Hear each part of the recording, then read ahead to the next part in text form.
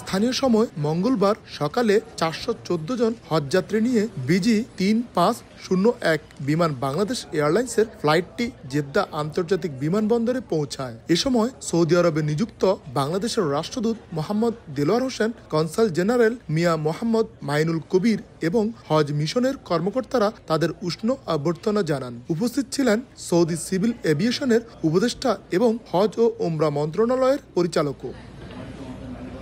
প্রথম দিন 11টি ফ্লাইটে বাংলাদেশ থেকে সৌদি আরবে আসেন মোট 4518 জন হজযাত্রী। এর মধ্যে 3702 জন নামেন পবিত্র মক্কায় এবং 826 জন মদিনায়।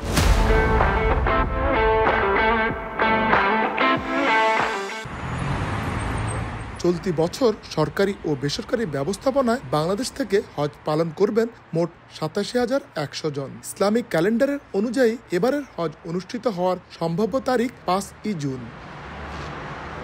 আরিফুর রহমান, সময় সংবাদ, সৌদি আরব।